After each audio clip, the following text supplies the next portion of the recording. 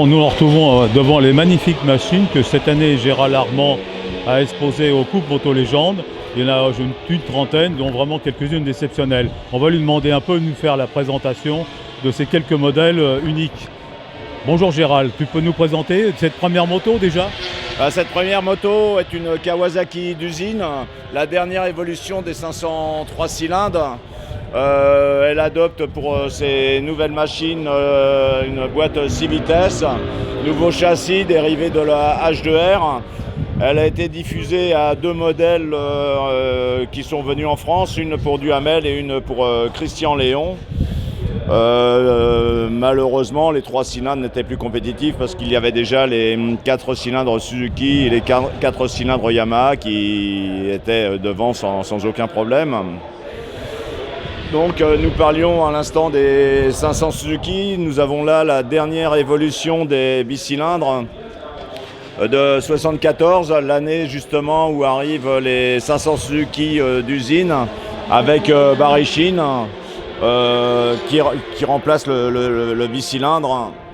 Cette bicylindre est à refroidissement liquide.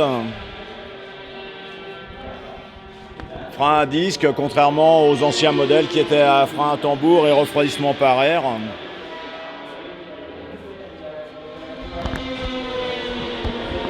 Ensuite, nous approchons d'une Air Macchi, après renseignement auprès de l'ancien mécanicien de Renzo Pasolini, Albino Fabrice.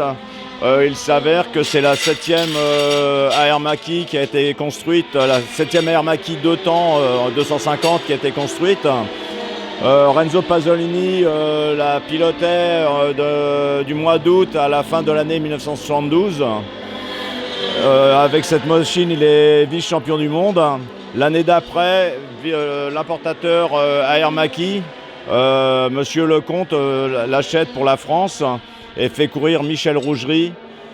Michel Rougerie sera champion de France avec cette moto et il finira 5e au championnat du monde 73. France 1971. Et cette moto participe d'ailleurs aux 11 records de France qui ont été faits cette année-là à Montlhéry. Après, si l'on veut, on peut passer à une Kawa qui, pour tous les gens de ma génération, est vraiment la moto la plus mythique. C'est la Kawa H1R que pilotait Christian Ravel, vraiment une légende pour nous. Malheureusement, Christian Ravel, avec cette moto, il finit 2e à Spa au Grand Prix de Belgique en 1970. Et l'année suivante, sur ce même circuit, il tombe en panne d'essence et a un accident mortel. On a réussi à retrouver, bien sûr, tout. Quand je dis ça, c'est que je suis sûr des informations. J'ai les papiers de Juden qui certifient l'authenticité de cette moto, comme la Air Macchi, comme toutes les autres motos. Ensuite, on passe à une 500 Suzuki de la même époque, 1970. Cette moto, je l'ai achetée à Guido Mondracci, qui l'avait récupérée de la Sayad, toujours importateur Suzuki en Italie. Apparemment, il n'a pas roulé avec ce châssis-là, le moteur, oui, mais pas le châssis.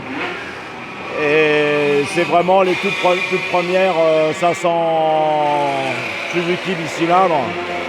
Il est évident que ça n'a absolument aucun rapport avec le moteur de T500.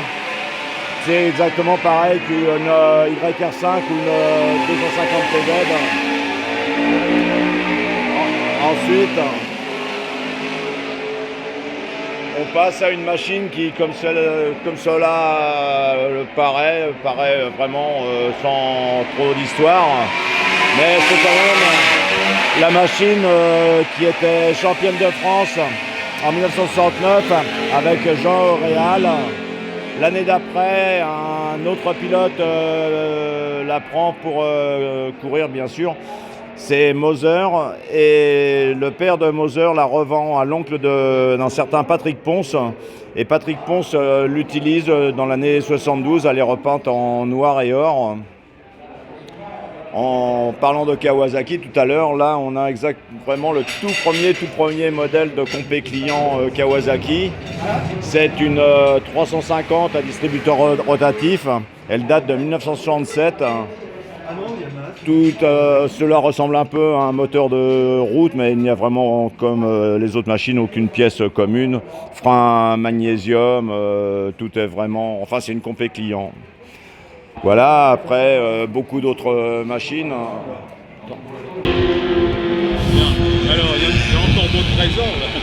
Oui, là, nous avons de notre patrimoine la plus ancienne machine. C'est une CZ 250 monocylindre, double allumage, une machine qui est sortie en 1962. Et la personne qui l'a rachetée ensuite, en 1968, a vendu sa maison pour pouvoir l'acquérir. Entre ces deux motos, nous avons la Yamaha Sonoto de l'écurie française, qui était piloté par Christian Saron. Il finira champion du monde en 1984 sur une bicylindre en 250 cm3. Là, ensuite, nous avons une Kawasaki MotoGP. Le sponsor était Avintia. C'est la dernière Kawasaki qui a couru en Grand Prix en catégorie Rennes. Moteur 1000 cm3, frein bien sûr carbone, il y a absolument tout ce qu'il faut sur une moto moderne. Ce sont des motos qui ont 240 chevaux à peu près et la vitesse de pointe est à peu près de 350 km/h.